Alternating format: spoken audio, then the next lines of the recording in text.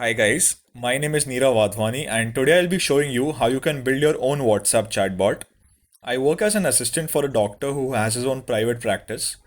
I thought that by building a WhatsApp chatbot, I could provide some help to our existing patients by providing some guidelines regarding coronavirus amidst this lockdown. So for the purpose of this video today, I'll be utilizing a platform by the name of Morph.ai.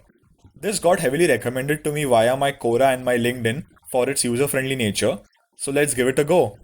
Since I am in need of a WhatsApp chatbot, I will click here. Before we start building our own chatbot, let's quickly take a look at this page. Creating a WhatsApp chatbot allows for sending targeted notifications and for automation. Click here. This takes us to the login or sign up page. Now since I don't have an account, I'll quickly enter some of the details required here for sign up. After you complete your sign up, you will be directed to this page, which will tell you what all features you can exercise in your 21-day free trial. Next, you will be guided to this welcome page. Let us quickly go over some of the guidelines provided in the left side column. First, WhatsApp Business API concepts, next steps, and finally, Setup Sandbox. Now, let's get into the details. First, WhatsApp Business API concepts. A WhatsApp Business API is the most recent type of account for business. It is superior to the WhatsApp Business app and can be used for automation, sending notifications, and for scalable agent support. The way to get access to it is to simply fill an application. You see, the Morph AI team has partnered with WhatsApp, so you can leave all the hard work of registration to them. You can apply for a green tick upon getting your business API account access.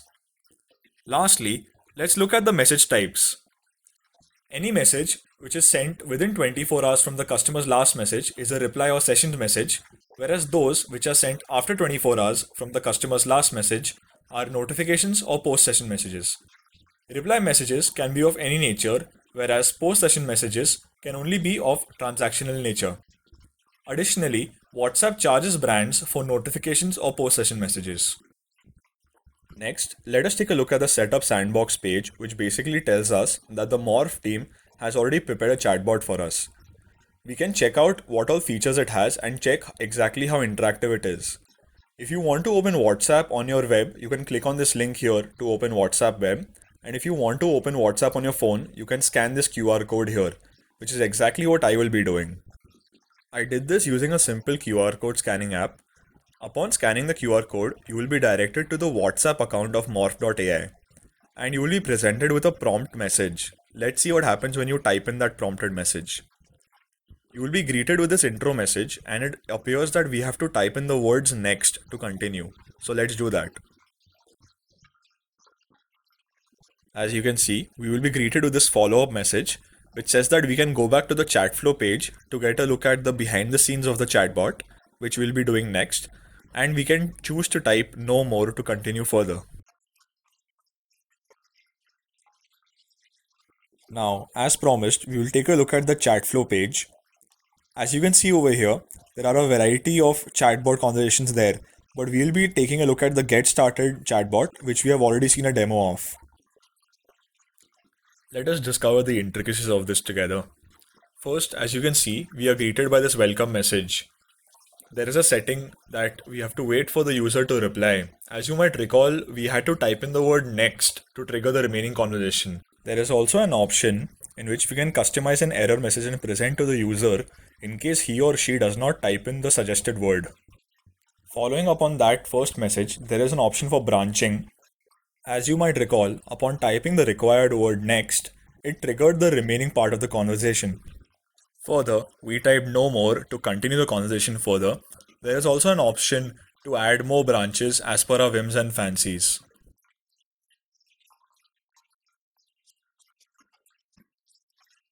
And now, finally, it is time to get into the meat and potatoes by building our own chatbot.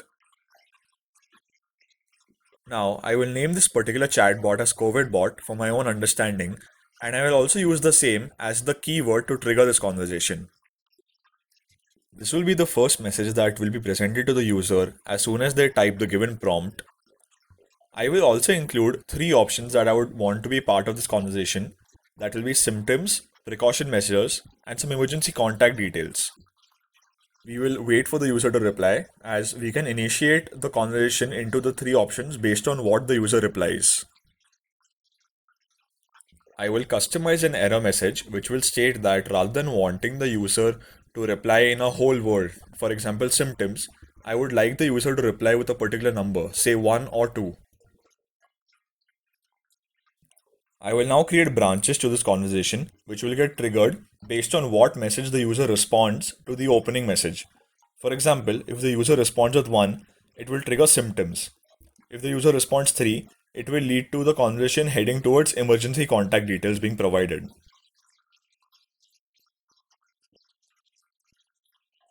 Now, while I am using only text because that serves my purpose, you can also add in images and videos, you can add in audio files, location, as well as some contact details. I will quickly speed through the creation of the remaining part of the chatbot.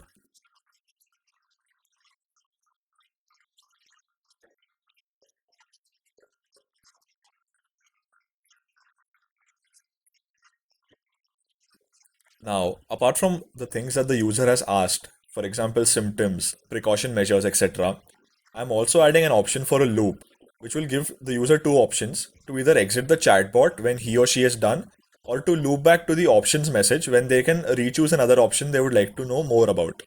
This ensures that the conversation is not limited to only one option and gives each user the ability to customize the direction in which they want to take their conversation. Towards the end, I'll be providing a thank you message for using the chatbot and I will wish them well to stay safe. Now completed, this is what the chatbot looks like. Finally, there is one last step that we must finish in order to ensure that our chatbot is complete. We have to go to the Get Started sandbox and there will be an option to change conversation jump. Now, since it is a sandbox account, the conversation jump is default set to the Get Started chatbot that we had used earlier. Since we are using our own chatbot, that is the COVID bot, we have to set the conversation jump to that to ensure that the loop that I had explained earlier works properly. This will ensure that the user can jump as many times as he or she wants and the conversation goes on and on. Let us now take a look at the source panel, which provides us with the number of the registered company, the configuration, which acts as a prompted message to activate the chatbot, as well as the WhatsApp link, which we can use to access the chatbot directly. We will use this to access and take COVID bot for a trial run. I will type the prompted message, that is sandbox space dpjg. This will provide me with an opening message and three options to choose from. I will choose one and let's see what happens. This presents us with the symptoms of coronavirus. There is an option to return to the options or end this conversation. I will type yes to return to options. As you can see, this takes us back to options where you can choose between the three options again. This time I will choose 3. This provides us with contact details. And now, if I don't want to go back to options and I'm done using COVID bot, I can type no to end this conversation here and I will be presented with thank you message for using the chatbot. A few of our patients have already utilized this bot, which is perfect because it will give us a chance to check out the audience panel of the platform. Over here, we will be able to see the user ID of all the users that have interacted with our bot. If we click on their user ID, we will be able to see the exact conversation that has taken place between them and the bot, and we'll also be able to see their activity details. Let us also take a look at a few other important panels. The settings panel will provide for the company profile, and it also gives you an overview of other channel accounts such as Facebook, WhatsApp, and the company's website. The Analyze panel, as the name suggests, will help you analyze the performance of your chatbot. Apart from things such as post-session message count, active users, and message count, it also helps you analyze other things, and I would actively encourage you to check it out on your own. Next, let us take a look at the Nurture panel, which talks about Notifications API. This will allow us to send targeted notifications to our customer as and when required. However, to utilize this, we need to take the help of the Morph.ai support team. This is because notifications are post-session messages which are paid and require pre-verification from WhatsApp. But luckily for us, the Morph.ai support team will handle all of that. And now I'll be teaching you how you can apply for your own WhatsApp Business API. You have to go to the home page and click over here. The first step is to quickly fill in some of the required details asked over here. It is very straightforward and I'll quickly speed through it.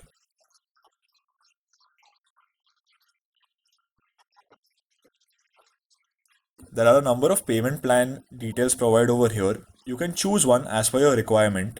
You can also choose to enter some of the other details that you require in this column over here.